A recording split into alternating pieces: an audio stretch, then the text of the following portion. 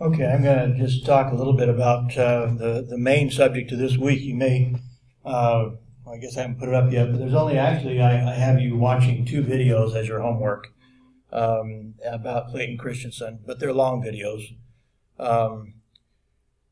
And you can probably get away without watching the full length of them. I think one of them has a lot of questions and answers, although, frankly, I thought the questions and answers were some of the most informative in his talk to Google.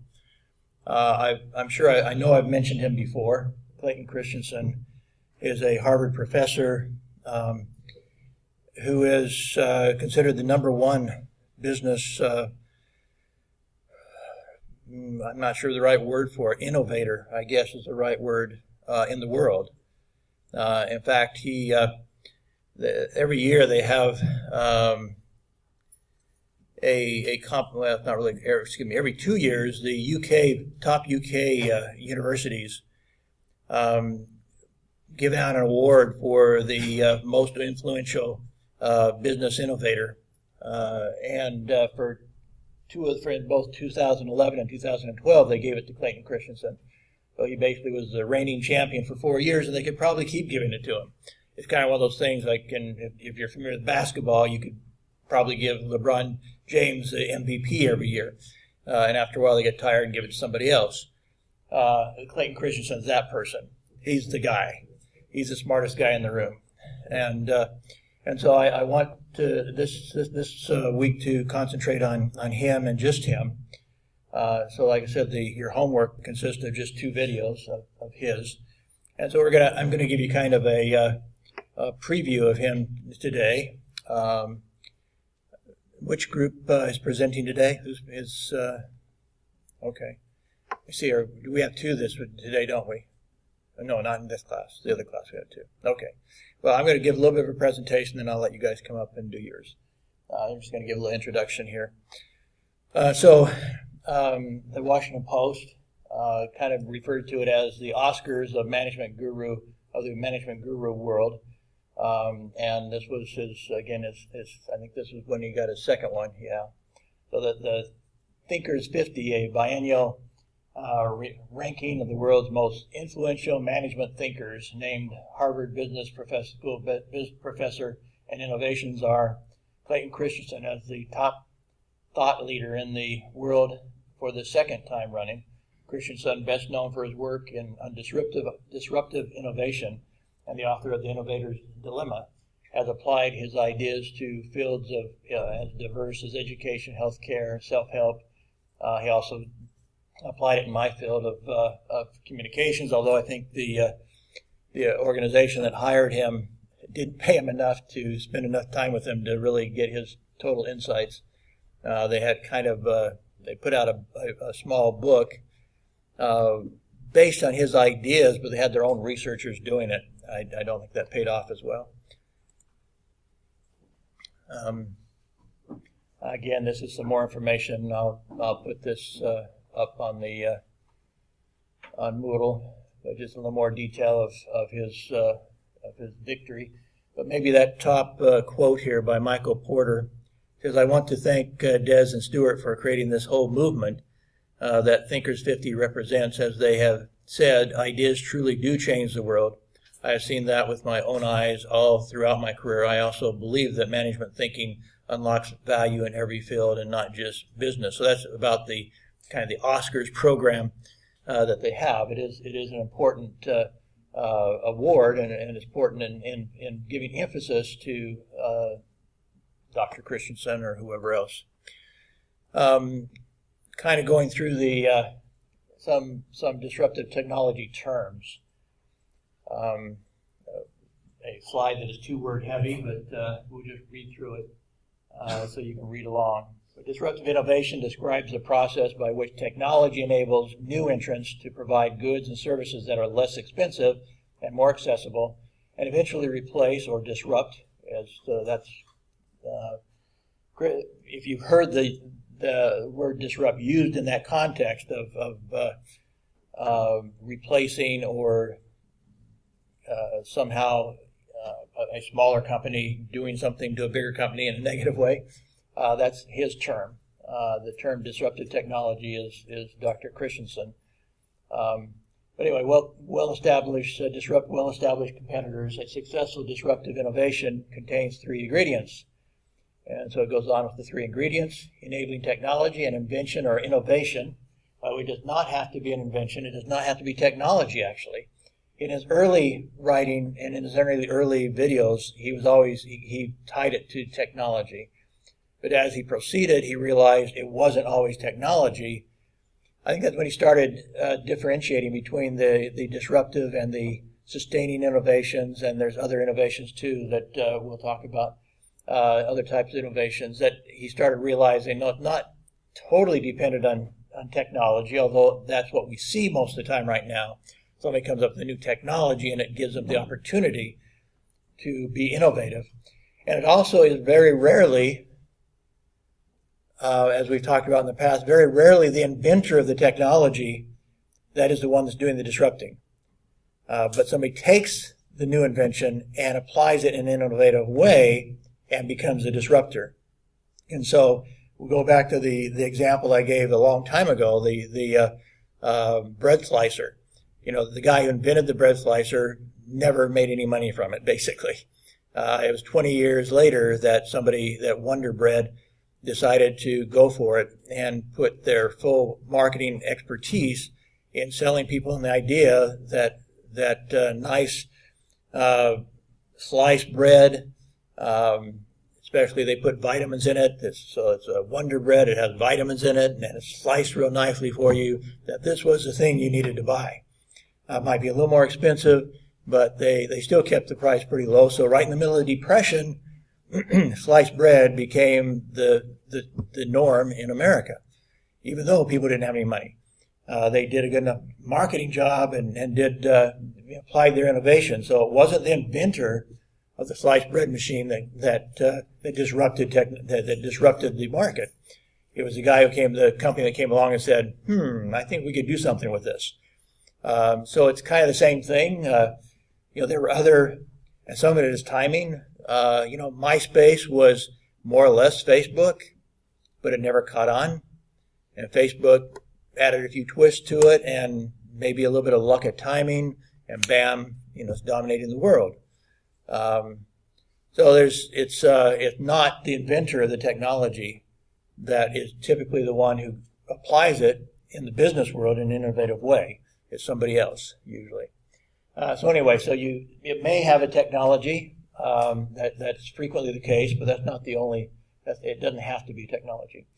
Innovative business model, this is more important. A business model that targets non-consumers, new consumers who previously did not buy products or services in a given market, or low-end consumers, the least profitable consumers.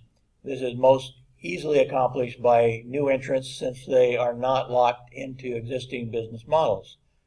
So again, this is, I think I've mentioned, again, some of Dr. Clayton's Christensen's previous work, and he talks about Toyota going into the American market or in the world market with an inferior product, only aimed at the poorest people that could barely afford a car, and it wasn't a great car.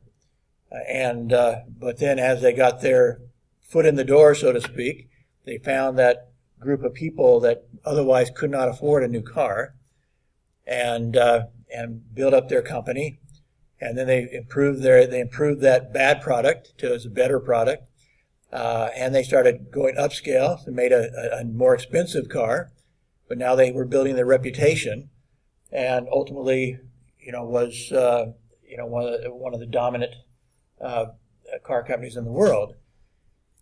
Again, that's another example that he uses is Sony, who was the first company that really decided to build radios and TVs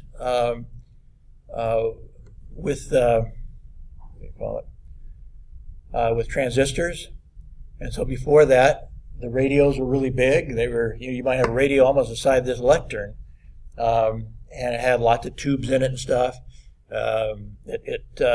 And TVs were really big, and they had lots of tubes in them, vacuum tubes, and transistors were not very good yet.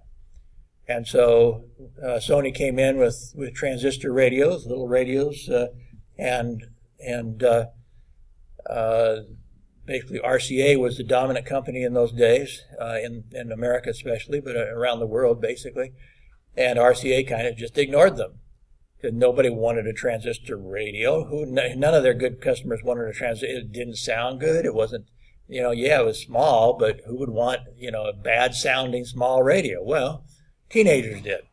And Sony got their niche market with the teenagers who could take their little transistor radio out to the park and listen to their rock and roll where their parents weren't complaining about it and have fun with their friends. So they found their niche market. And while at first it wasn't very good quality, the very fact that was their only product, they were working day and night on improving that transistor, the function of the transistor in these radios. And so they got better and better, whereas RCA kind of ignored the technology, deciding to concentrate on their good customers they already had and the people who wanted high quality.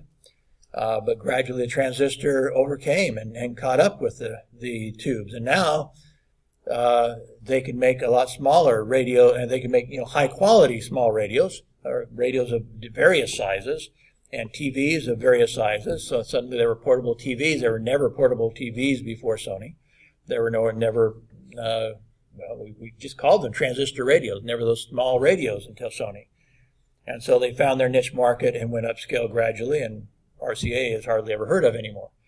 Very frequently, as in these, in the case of Toyota, it really wasn't any great innovative technology that brought Toyota into the market. They simply found that they were able to produce them cheaper, partly because wages in Japan were cheaper.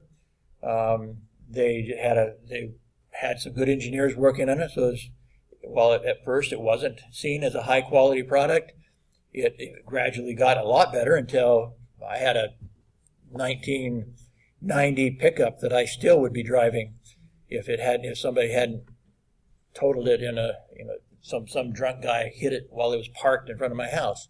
I'd still be driving that baby because their engines were so good they'd last about twice as long as the American engines. So their great engineering ultimately made them probably one of the highest esteemed companies as far as the quality of their work. At first, they were not esteemed that way, but they found that niche market and went upscale. The next thing that depends on is coherent value network, a value of network in which upstream and downstream suppliers, partners, distributors, and customers are each better off when the disruptive technology prospers. I actually haven't heard him talking about that specifically, but I'm thinking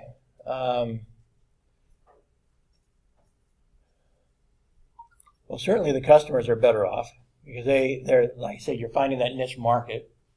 I think in this case, you're gradually the partners and so forth. I'm thinking of these examples I just gave. You certainly had Japan had kind of almost a national, created some national goals and had some mutual support between their different industries during that period of time. You may have heard Zig Ziglar's discussion of how they set goals around 1950. They set the goal of becoming the number one textile, that's clothing company in the world, and they achieved that in the 1950s.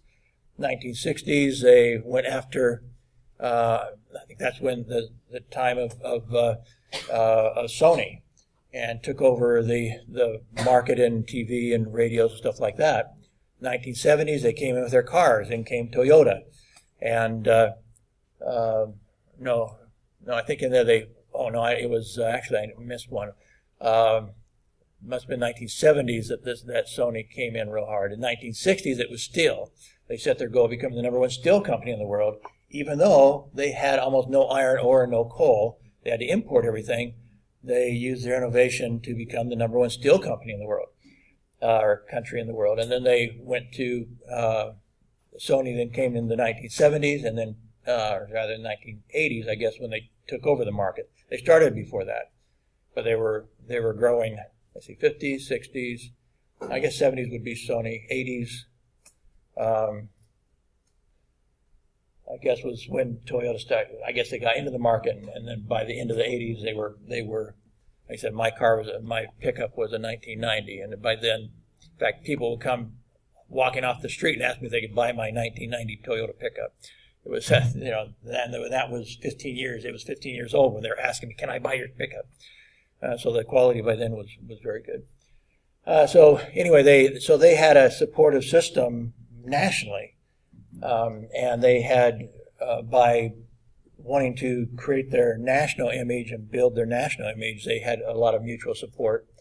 And certainly you have others, once they go into a market, like in America, you have lots of people who can profit by being a dealer. If these guys are good, we can sell their product and we're going to make money too. So I guess all those things have to be present. He doesn't talk a lot about that, however. Anyway, so Harvard Business School professor Clayton Christensen coined the term in the early 1990s. Since then, the term has become virtually ubiquitous from Wall Street to Silicon Valley. Consequently, it is also one of the most misunderstood and misapplied terms in the business lexicon. Kind of like people saying things are quantum something or quantum this, quantum that, and it's always misused. It's important to note that disruptive innovations are not breakthrough technologies that make good products better. Rather, they are innovations that make products and services more accessible and affordable, thereby making them available to a larger population. So those are some terms you need to be familiar with. Could end up on a quiz. They have I think maybe one more before we turn it over to the student group. This is in the area of marketing. From Peter Drucker, another great business mind, the customer rarely buys what the company thinks it's selling. When you buy, what are you really buying? So one of the breakthrough terms in Dr. Christensen's analysis of disruptive innovation, one of the breakthrough terms, he calls it basically what when he talks about products, he's talking about what those products do for you. So what job, he calls it a job. What job are you hiring that milkshake to do for you, for example? Let's go ahead and watch that video. I think, so I'm going to pause this and go to the milkshake videos. Good morning, everybody. Good morning, Dr. Ken and my fellow classmates. So today we are going to present about the Chapter 7, Interacting with Instructors and Classes. I am Harvey, and she is Sing Tong, and he is Jennifer. So why attend classes at all? Among the student freedoms in university are the choices to attend classes or not. So some university students soon develop an attitude that if you can get class notes from someone else or watch a podcast of a lecture, then there is no reason to go to every class at all. In my opinion, I think this is a very bad behavior and attitude. And some students, it is not compulsory to attend every single class to get good grades for every subject. So thinking only in terms of grades in the tertiary study is a dangerous attitude towards university education. The real issue is, do we trying to get and to learn the most out of the university education? So now I'm trying to give examples of 3 students' attitudes in the university life. This is Aaron. He is studying university. His kind of mindset is just to obtain a bachelor degree certificate. So he always skip classes, study own self, and not passionate in study. And for Belle, she is moderate passionate in study, but sometimes he skip classes as well. For Charles, he is extremely passionate in study. He attends every classes and involved a lot in class discussion and activity. So to me, that students' attitudes are the major factors determining how successful the student will be in the tertiary study. So it's also very clear that Charles gets the most out of the university tertiary study, and the attitude what Charles behave is every university student should have. So why is the importance to attend classes?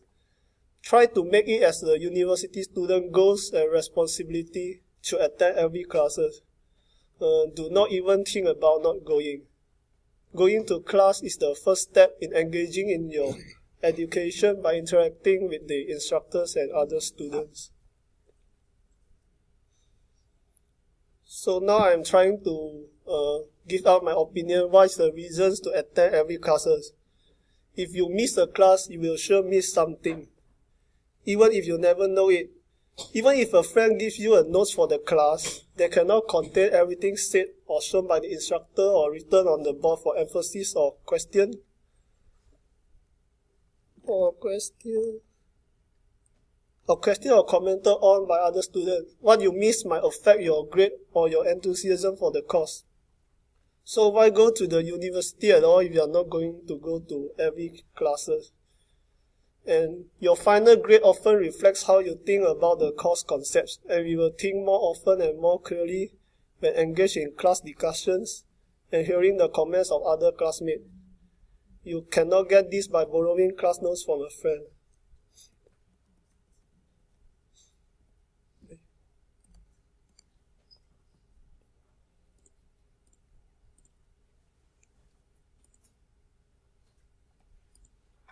Research also shows that there is a correlation between absences from class and lower grades.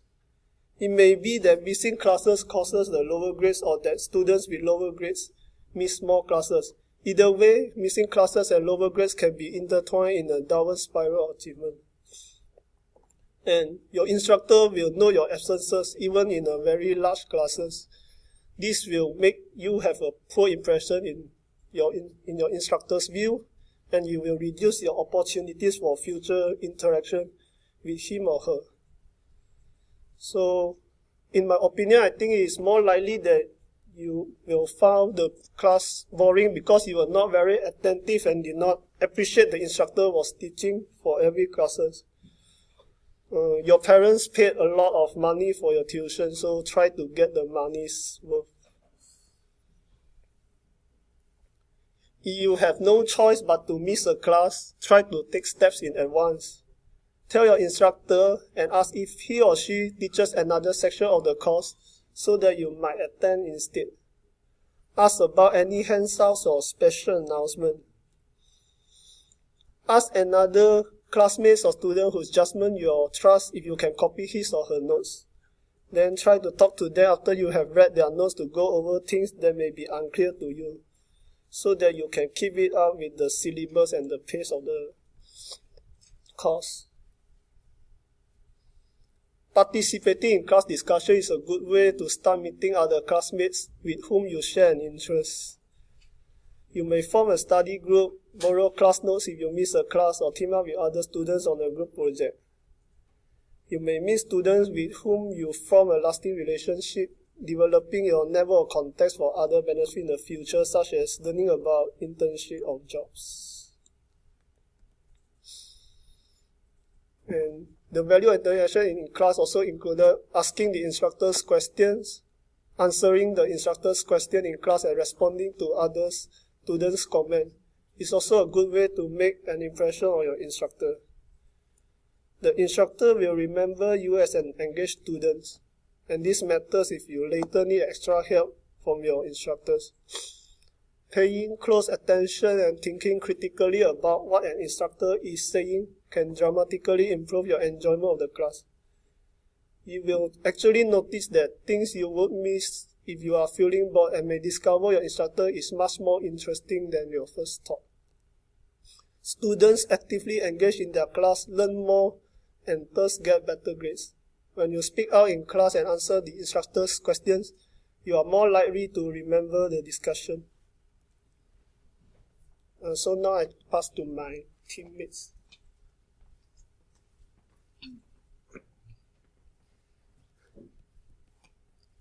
A very good morning to Dr. Ken and all my fellow friends. My name is Chen Xing Tong, and today I will talk about studying to learn and not just for tests. We have only learned the knowledge when we can readily recall it, and actually use it on the real-life situations. Effective studying can help us handle the material and be able to apply it as you need. Effective studying is an ongoing process of review course material. And to be effective, study is something we do as part of an ongoing learning process throughout the duration of the team. Now I will share these 4 methods for studying. Study every day and studying before the exam, and studying in course unit and studying in group. For the first, studying every day. Studying begins after each class or assignment when you review your notes. And each study section should involve 3 steps. First is gather your learning material. Second is apply or visualize. And third is cement your knowledge. For gather your learning material, take time to merge your class note with your reading notes and write down any questions you have for your lecture and pay a visit during office time. It is better to clear up any misconception and get your question answered soon. After you get all the material, rather than to wait for 2 reasons, the questions or doubt is fresh in your mind and you won't forget about it. And lecturers usually build their lesson on material already presented. Apply or visualize. Try to find a way to apply it in your own life or thought.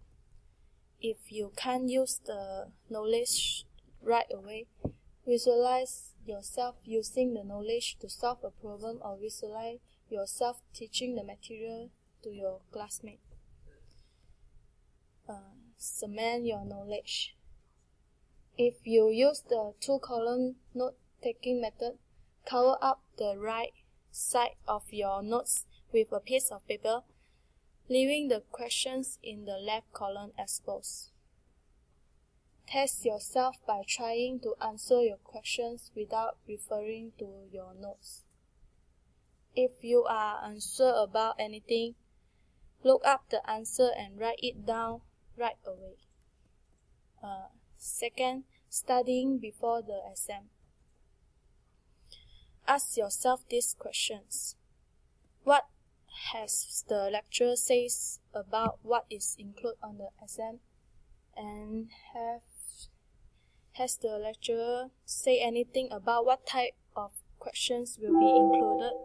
And think about how you might answer all the questions, and be sure to go to any review section provided by the lecturers.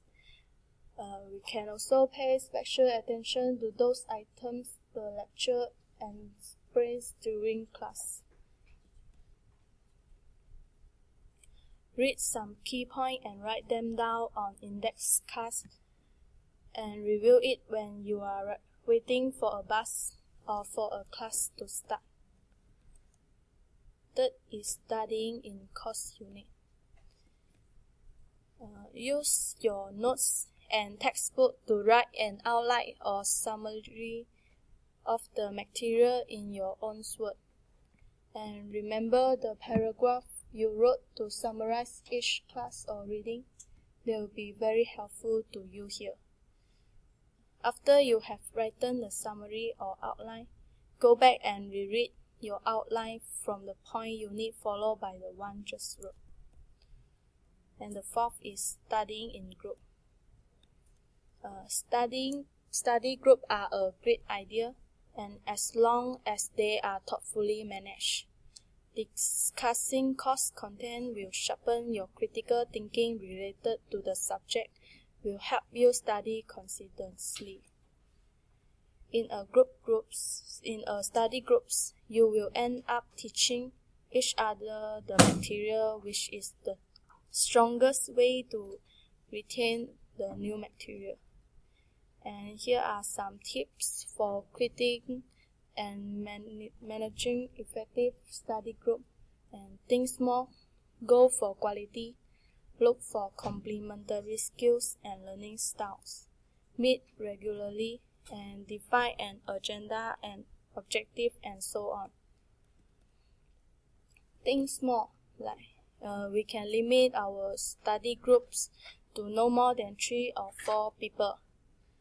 A large group will limit each student participation and make scheduling of regular study section a real problem. Go for quality. Look for students who are doing well in the course and ask the questions and who participate in class discussions. Do not make friendship the primary consideration for who should be in your group. Meet up with your friends instead during social time. Studies time is just about for the learning. Look for complementary skills and learning style. Complementary skills make for a good study group because your weakness will be controlled by another student's strengths.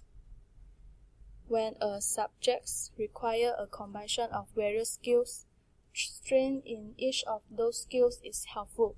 For example, a group with one student who is really good at physics and another at math would be perfect for an engineering course. A variety of learning styles is helpful because each of you pick up different signal and focus points from the lecture that you can share with each other, so you will not miss out any important point. And meet regularly. When you first set up a study group, agree to a regular meeting schedule and stick to it. Moving study section times around can result in non-participation, lack of preparation, and eventually the disband of the study group. Equally important is manage your revision time. And define an agenda and goals. Give your study sections focus so that you don't get confused. And based on requests and comments from the group, everyone should develop the agenda and start each section by summarizing what the group expects to cover and then keep the group tasks. And last is 3 additional key of study.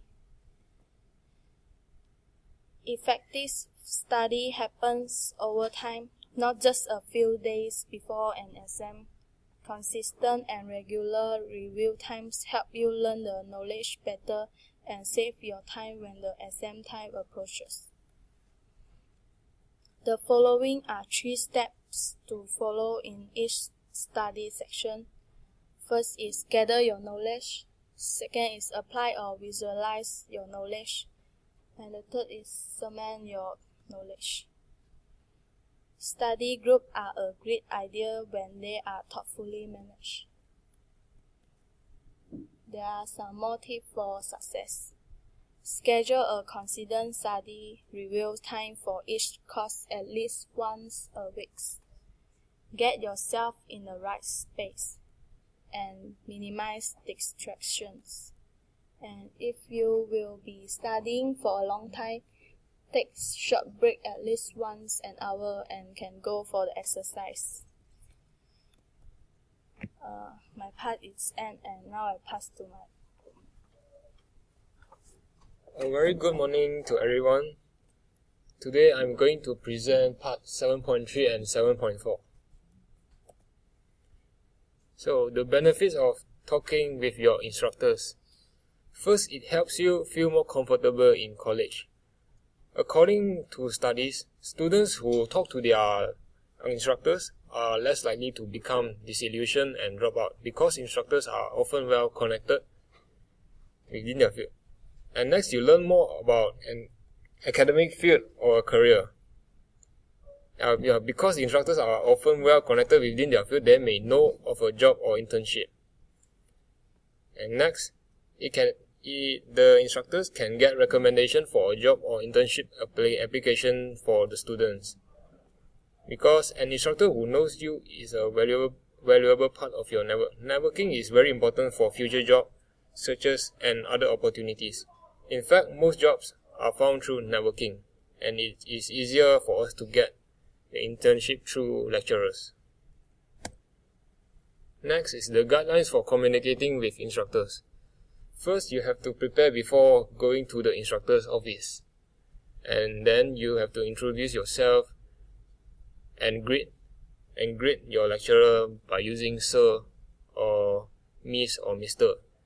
And you also have to respect the instructor's time and don't try to fool an instructor by asking stupid questions.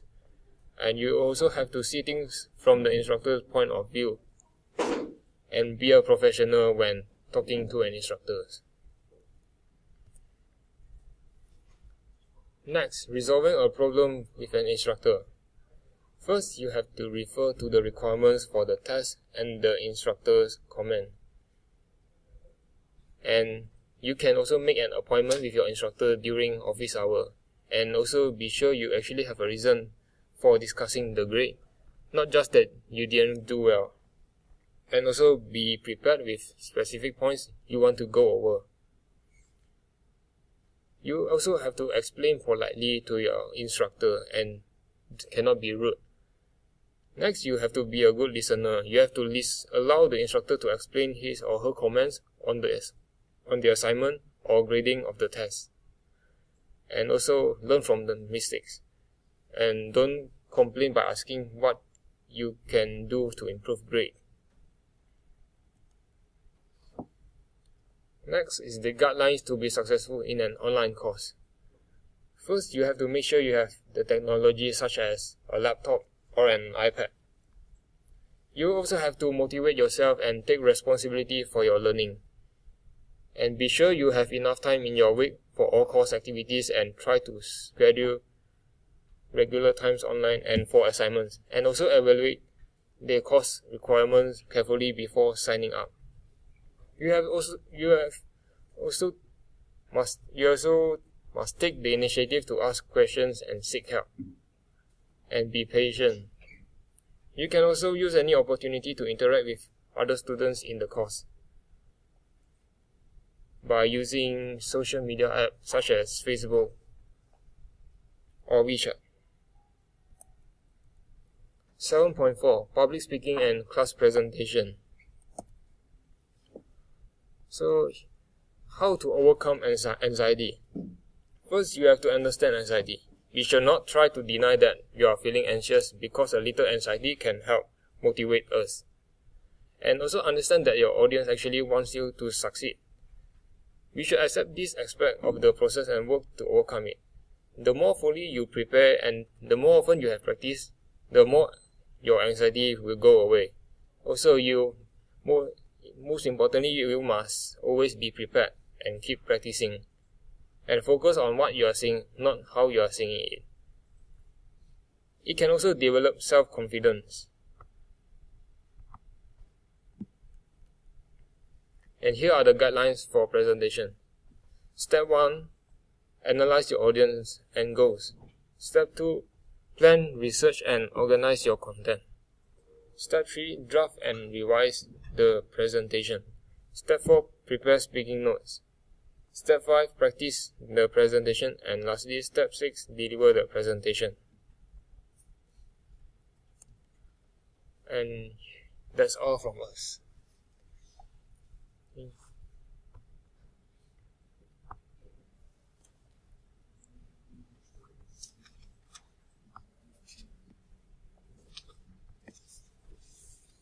Okay, thank you.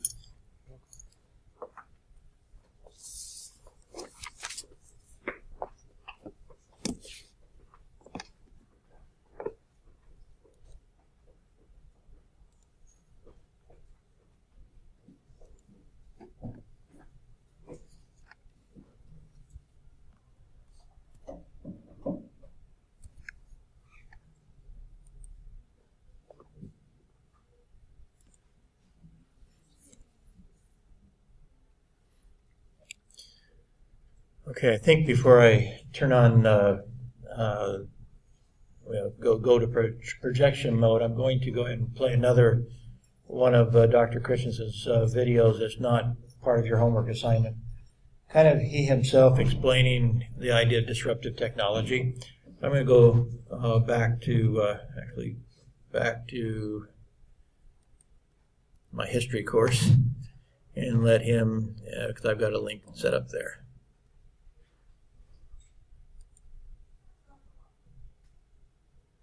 Why is success so?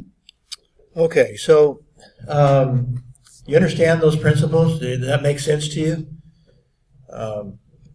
It's not just the UK universities that get excited about Dr. Christensen's ideas. I find them just fascinating myself. Obviously, I've been a publisher, and I've been a corporate marketing director and stuff, so I look at it somewhat from the management position and look at the experiences I had in my newspaper life, and my publication life, and so forth, and my marketing life. But to me, this is very stimulating stuff. I listen. I read his stuff all the time, listen to his stuff all the time, because I mentioned before, what's cool about one of the important things I think about achieving success is looking for those aha experiences. Aha, now I get it. And so in this case, Dr. Christensen's explaining why in the world, Toyota coming in with a cheap, crummy product into the American market could overcome General Motors and Ford.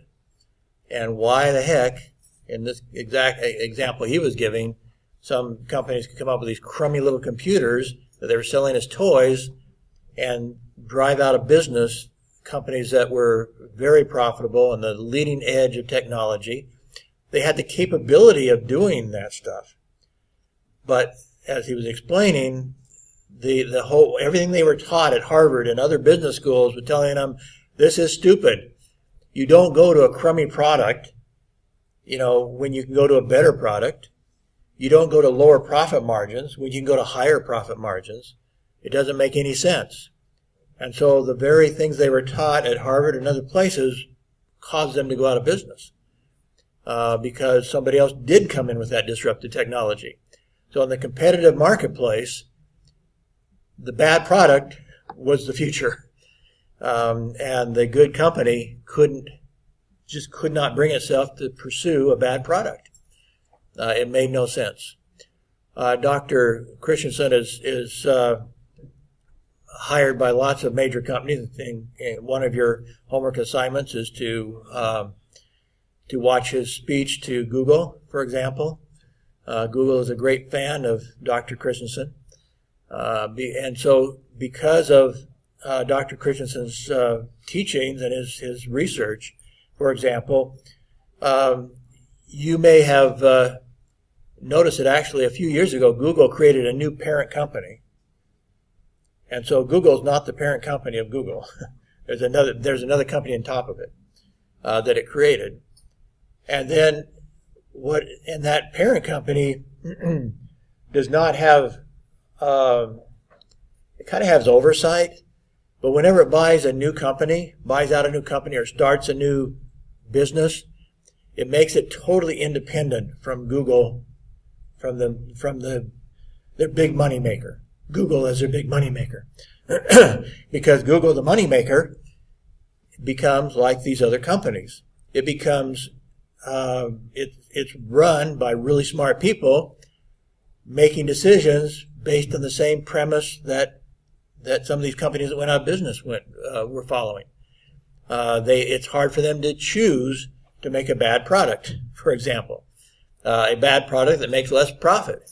That's just hard to do. And so with Dr. Christensen's insights and consulting, they make all of their disruptive companies totally separate. They basically say, here's your money, go sink or swim. And they invest $3.5 billion every year on such enterprises. Go sink or swim. We hope you win, but you're on your own. And that way they can make those sorts of rash decisions to do, to follow crummy technology, but look for new markets. Look for the markets that aren't being served right now, and things like that. So, they one of their, they're going after the self-driving cars and stuff, things like that. Doesn't have a great market right now, but they think it could. So they throw a few $1 billion at it. They make like $15 or $20 billion of pure profit every year. So what's $3.5 billion? They throw $3.5 billion at these, what they call moonshots, where they might, fly over the moon, and make, become another Google, basically, something equal to the moonshot that Google was. But if they lose the money, actually they're looking at capital as it's worth these moonshots, even if they lose all the money. It's worth it for somebody like Google to take a moonshot, go after the the home run, so to speak, and a lot of them will fail. A lot of them won't make it. But let's say they throw these billions of dollars at, 20 different potentially disruptive technologies or disruptive innovations, and only one of them makes it big. It may not be as big as Google, makes it really big though. Well, that's going to pay for all the rest of them, because, Google is worth, like I say, it's generating profits of $15 to $20 billion a year, profits. So if you've got if you hit a home run like that, you can afford to throw away $3.5 billion a year if you want to.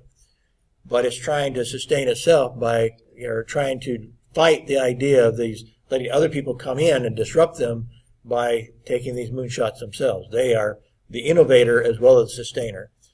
By separating the companies, we will not have the management that is thinking in terms of holding on to the success of the current company, put down or neglect ideas that don't make sense to them, ideas that they think are just wasting money or whatever. We're going to have somebody overseeing the moonshots, basically. Take your moonshots. So Google is approaching business totally different than companies have in the past, and successful companies now have to do that. They understand these teachings of Dr. Christensen. He talked about Intel being the biggest computer chip company in the world, and they called him in to Intel. And basically, he explained this to him, and they realized, okay, so we have to, we can't ignore these cheap competitors that are coming at us. We've got to go destroy them somehow. We have to take on these guys. We can't let them find their niche and then build up on us. We've got to figure out, we have to compete even with these people with crummy products. Even if it doesn't make any sense financially, we have to compete against them. We have to put them out of business, basically.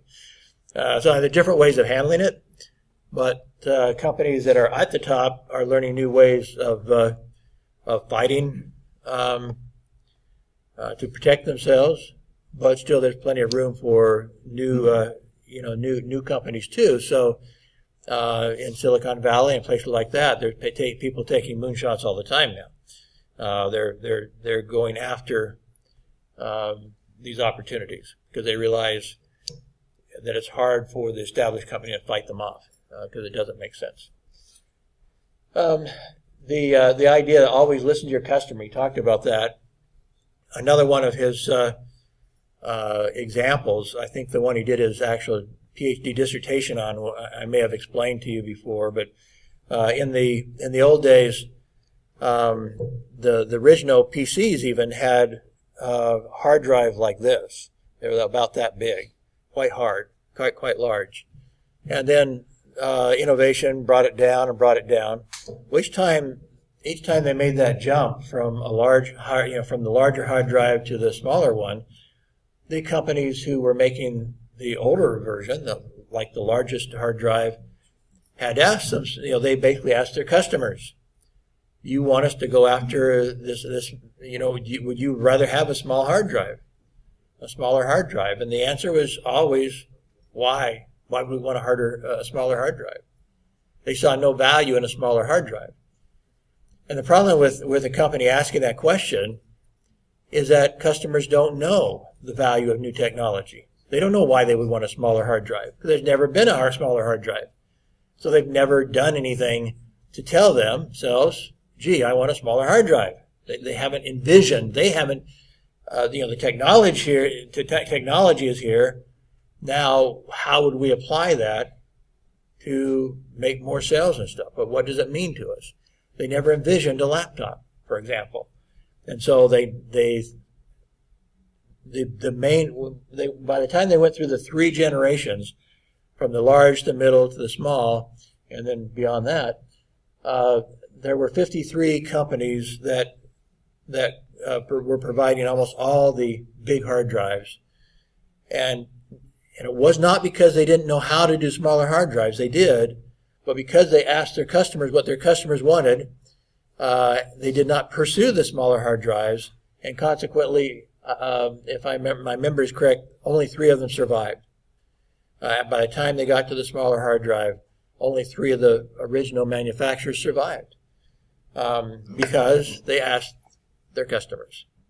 And so one of those questions that, if you're into business, if you've ever studied business at all, one of the things you're always told is listen to your customers. And Dr. Christensen says, no, not so much, especially when it comes to the future.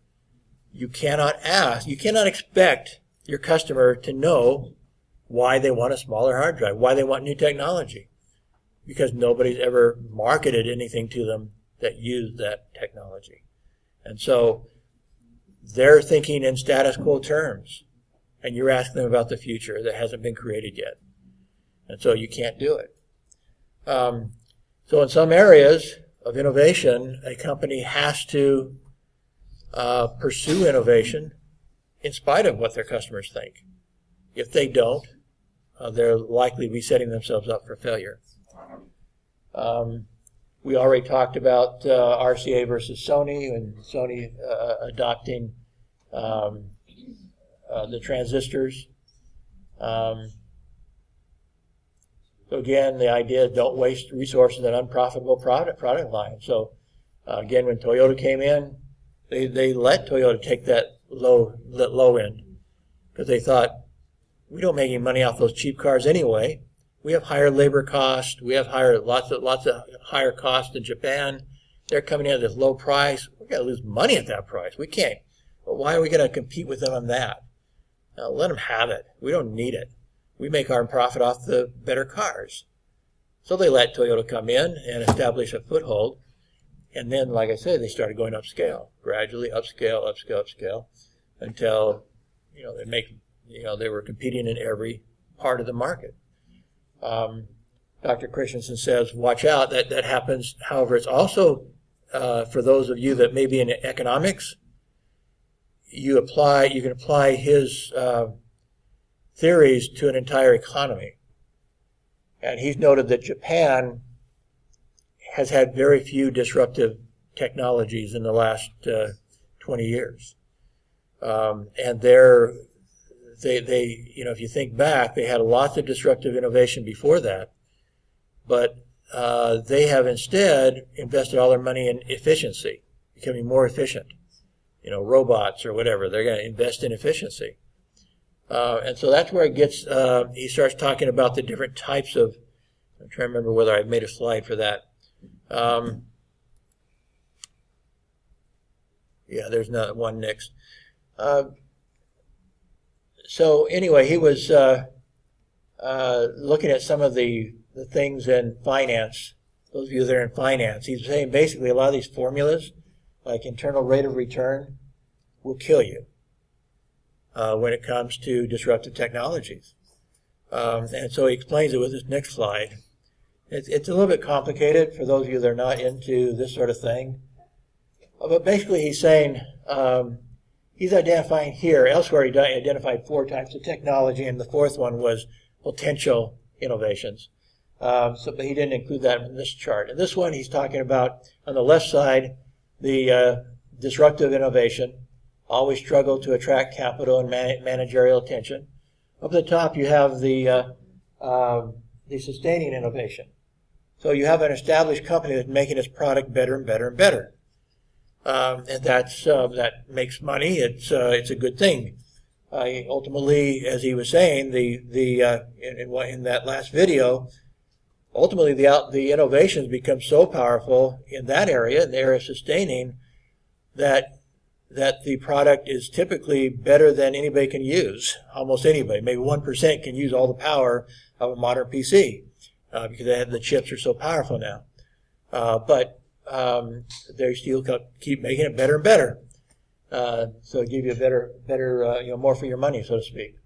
The third innovation over on the right side is the efficiency innovation.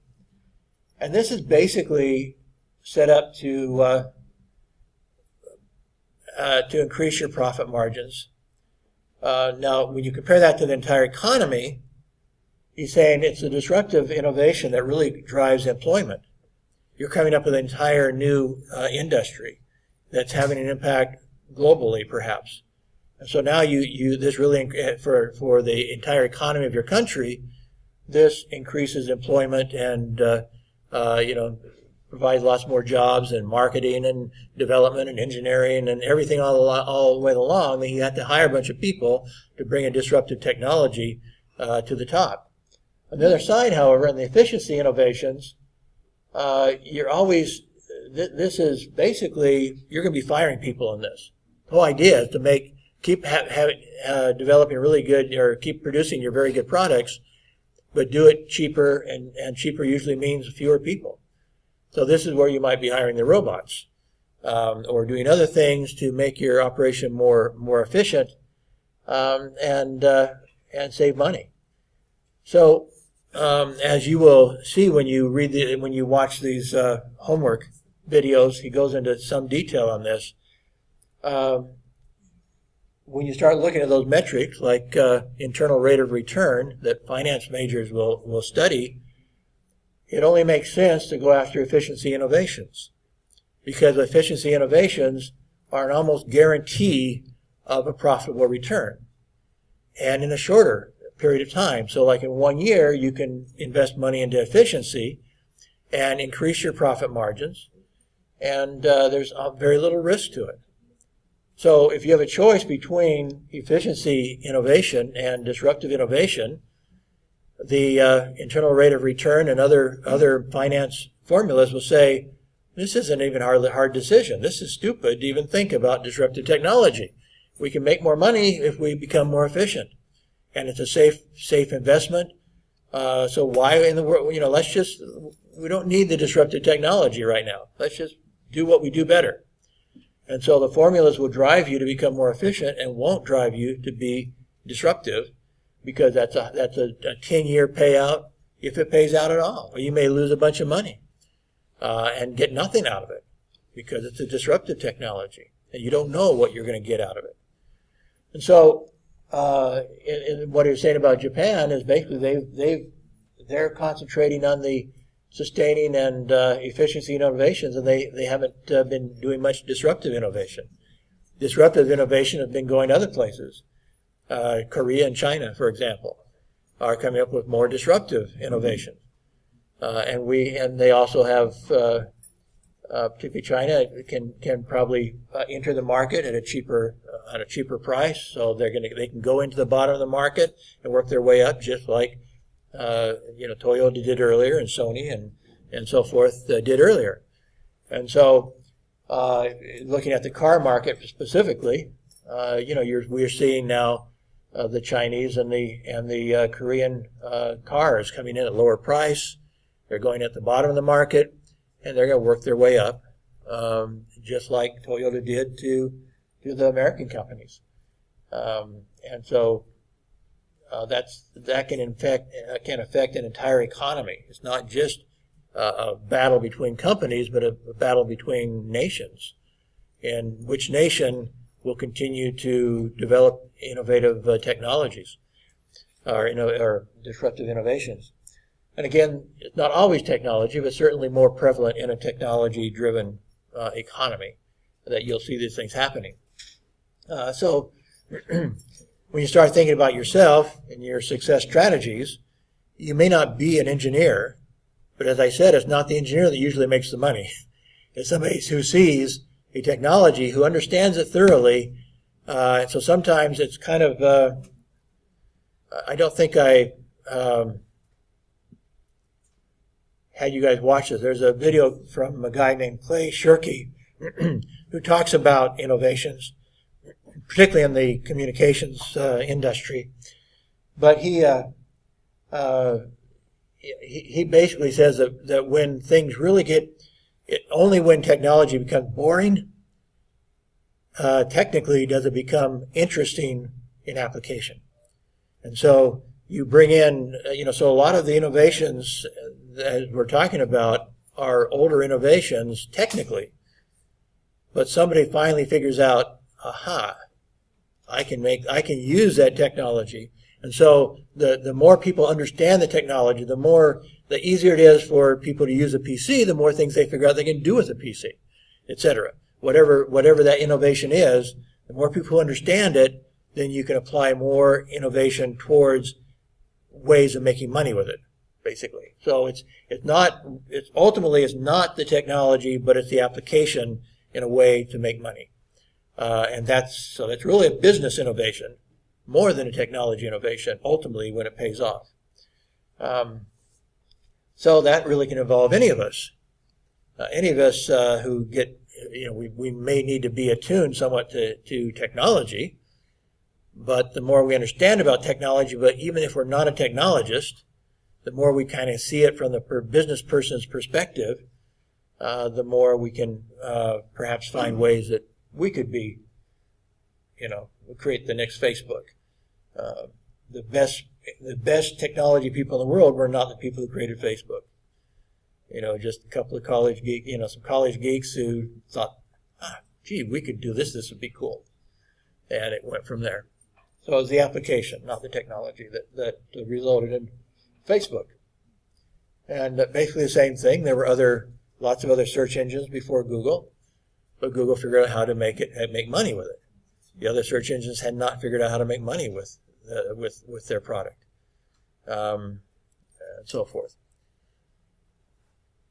So other things that he talks about is how, and in one of the videos that I having you watch, it's a discussion between Christensen and one of the top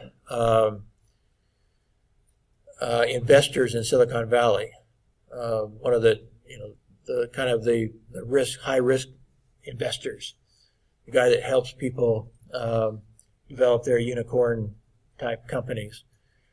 And one of the things they pointed out, which was really interesting, another one was ideas. I may have shared this with you, but anyway, the other guy, Andreessen is his name, and he was explaining, in Silicon Valley, there's an investment of $35 billion a year in new innovations, and that's a lot of money, obviously. $1 billion here, $1 billion there, and pretty soon you have real money. But he pointed out that that the American, just the Fortune 500, I think that's what he's counting, only the Fortune 500 companies in America were going to pay back to their investors that year $1 trillion in profits. So rather than investing into new innovation and stuff, they're giving that money back to the investors. And their investors, then now what are they going to do with their money? Because right now, if you're going to take that and put it in the bank's not going to pay you hardly anything. So what are you going to do with your money? So if the company gives you all this money back, now what? What do you do with it? They're really probably better off investing, like Google is, investing in some more innovation, rather than giving it back at a time when money's so cheap, when nobody's paying high interest. So giving people their money back at a time when nobody's paying interest, there's probably no reason to. It's better to make the company more valuable and figure out ways of really applying that money in innovative ways. The other thing that Andreessen pointed out was not only are they paying $1 trillion back to the investors, but around the world there are $9 trillion it's hard for us to imagine $1 trillion. There's $9 trillion around the world that are being invested into bonds that have a negative yield. In other words, you lose money by investing in the bond, but they consider them secure. And so they're investing into bonds because they're secure, but they actually have to pay for that privilege to make their money secure. $9 trillion around the world. And so he's again saying, so what's $35 billion, in innovative technology when there's $10 trillion out there that's doing nothing? And that kind of, Christensen kind of builds on the idea and says, companies need to understand, especially when capital is cheap, especially when there's money out there that you can't get any decent return on any safe investments, no decent return, then maybe it's a good time to make risky investments, because that's ultimately what's going to make the difference between success and long-term success and long-term failure. But instead, they keep going in the cycle, and he points out on his next slide here, they just keep going efficiency, sustaining, and they're ignoring the disruptive innovations, which in the long run is what's going to keep them on top, because otherwise other people are going to come in and go into those disruptive innovations instead of them. He talked about some other ideas too, and some of these you're going to hear in your homework. I'm kind of giving you it may not be real clear when he's talking about it. So he's talking like the New York Times. So in my area of communications, New York Times used to be kind of all things to all people. It was they had that big classified section. Classified section is small ads, tiny little ads that you and I might put into the newspaper if we wanted to sell a car, a used car, or a motorcycle, or offer tutoring services, or or who knows what. Just these little things. Maybe sell a computer, buy a used car. So it's the buy and sell kind of marketplace. Tiny little ads didn't cost too much money. And there, it was used, those sort of ads were used for lots of these things. The buy and sell little stuff, cars, real estate even. Usually the classified section had a big real estate property sales area. They also, the New York Times served a lot of other functions. Oh, by the way, employment also was a big part of the classified section. So the classified section, particularly 1, 2, 3, 4, at least 4 of these areas were in their big classified section and made lots of money. In fact, when I was your age, I remember taking a class where they said that's how you knew if a publication was successful, was how big its classified section was. Because the classified section was typically the ads put in by their readers. So they were individuals, not necessarily corporations or anything, but us little people were putting in ads in the classified section. And so if you had a big classified section, that meant you had lots of engagement with your readers, and you were successful. Anyway, the other things that you do with the New York Times, just kind of unwind with it. So it's kind of relaxation, keep up with the business news, keep up with the world news and so forth. And even, there's informational stuff to help you become more productive. It served lots of purposes. But then in came the disruptors. Craigslist offers free classified ads. I don't know if there's a Craigslist here, but Craigslist in America has taken over. They've pretty much driven the newspapers out of the business of classified ads. They still have a small section, but nothing like it used to be. Because now, as a seller, or as a seller, I can go and sell my stuff free. I'm not charged anything on Craigslist. So again, they're making their money off of advertising on that site. But even as a small time, as a buyer, it's everything's there. Lots and lots of stuff throughout America and throughout lots of other parts of the world. You have all these products all over the place that you can choose from. And so you can really get a good deal. Last year I went to America, looked on Craigslist. I looked for a cheap car that was still running okay.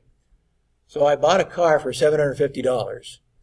I put in a little bit of money on it, And so it really cost me about $1,000. I drove it all over. I drove it thousands of miles during my vacation. Went back, put it on Craigslist again, sold it for $1,000. So basically, it cost me nothing to have this car for a month. Bought it for $750, put in $250 of repairs, sold it for $1,000.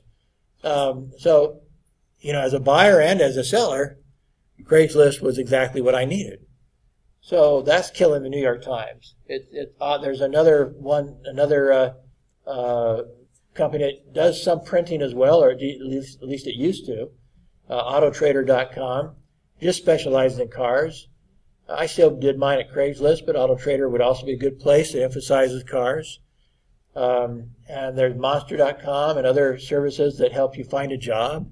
And they have lots and lots of, lots more than, the search capability of within Monster is a lot easier than going into the New York Times and reading every classified ad, trying to find one that was suitable for you. So you can search and find just the stuff that you need on Monster.com, places like that.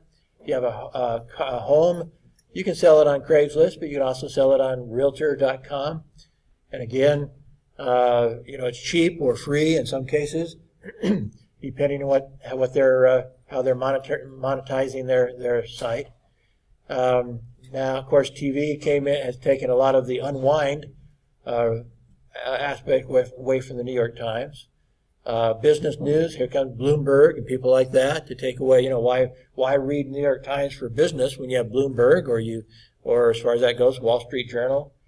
Keep me deeply informed, Economist and lots of other people. And the whole internet basically keeps me deeply informed. You have all sorts of potential in keeping deeply informed that besides the New York Times. And anyway, so forth. So you get the idea that now you have all these innovators, didn't have innovative technology per se, but in some cases they just decided to target. They decided that New York Times was not serving their customers well in this one area. So they came into one area and just blew them out of the water. And so now they have all these people going after them, which is why the companies in the newspaper world, the newspapers are losing lots of money now because they have all these competitors stealing their advertising, so to speak.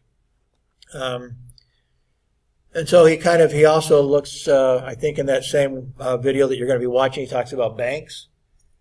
And he's saying, basically all these, the banks in America provided all these things that you see around it. You could have your checking and savings account there. You get a small business loan there. You could get additional loans if you're a company already. You want to grow. You need a little bit of money to grow. Get your loan there. Oh, you have a problem. You need to. You have a small problem, but you have a good credit line, so they give you some money. Loan you some money for whatever it might be. Maybe improve your house, work in your house, or buy a new car or something. They give credit cards, so you get your credit card through them. They mortgage, you buy your house to get a mortgage loan from them. You get the idea. You get everything around the bank. But the same thing that happened to the New York Times basically happened with banks. And so now you have all these other organizations that are taking pieces of the pie away from them and doing it better. And so you have, a Cabbage. I hadn't heard of Cabbage before. I'm not in America very often anymore, but I started hearing it on sports programming on the internet and the sports channel ESP.com. Cabbage basically promised a business loan or to decide on a business loan within 24 hours or something. It's a very short turnaround to giving you a business loan.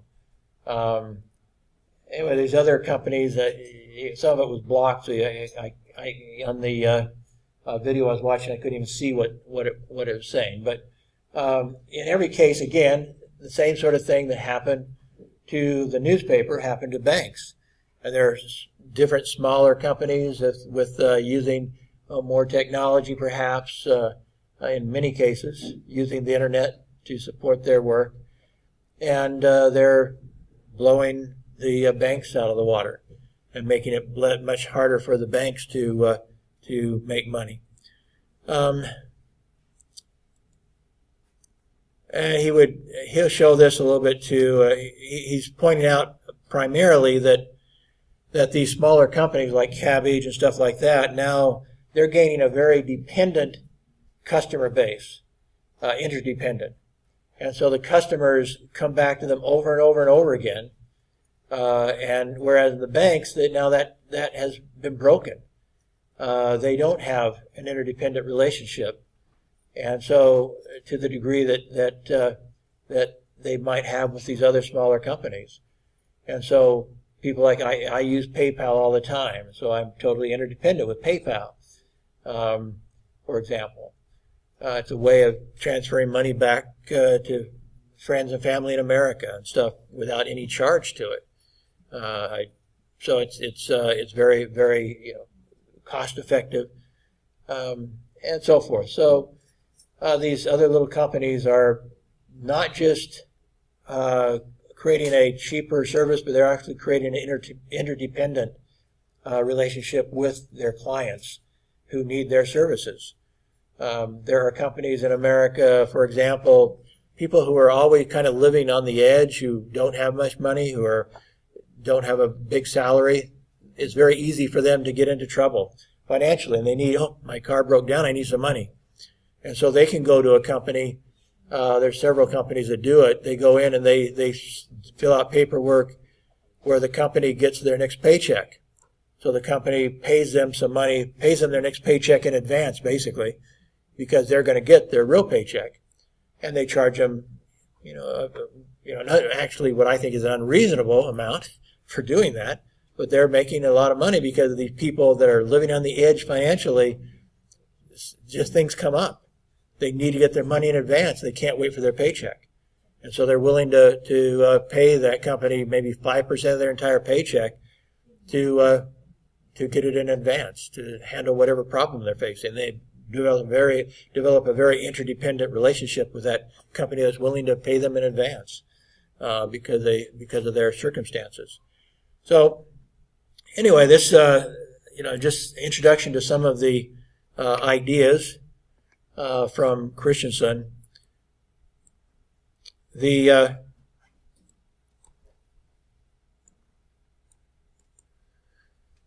I hope that you, this is going kind of a little bit maybe in a little more specialized area than some of you might feel comfortable with. I don't know how comfortable you are with these concepts. But in the long run, I think they're, like I say, in the business world, he's number one.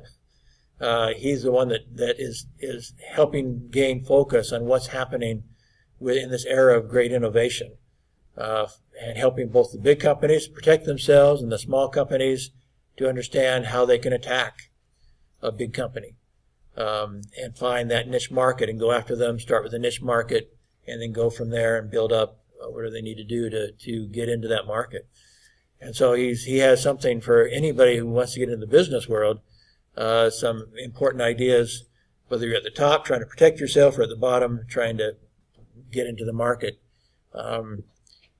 We over the years, we've kind of made a big deal about monopolies, scary monopolies. And this is kind of taking some of the scare away. It's kind of saying they're not so scary if you know how to attack them. They may have lots and lots of money, but if you know how to attack them, they are vulnerable. You just need to create a strategy that allows you to get in with a niche and then build from the niche up. And so anyway, very interesting ideas. And we're out of time. Anybody have any questions, any problems you need to bring up? By the way, talking about the presentation today, the student presentation, it really is okay to ask questions. I've mentioned this before, but it does seem to be, and a lot of people have noted this, that the Eastern cultures are a little bit, their students are shyer about talking to professors. We, especially those of us professors from the West, like interaction. We like people even challenging us if they don't think that we're right, raising the questions. As I said in one of the videos, the Google people are asking, Christensen hard questions. And that's one of the most important parts of that presentation, is listening to smart people challenge Dr. Christensen and having him have to respond to their smart questions. Because that is very clarifying when people ask smart questions and they get good answers. So, okay, thank you.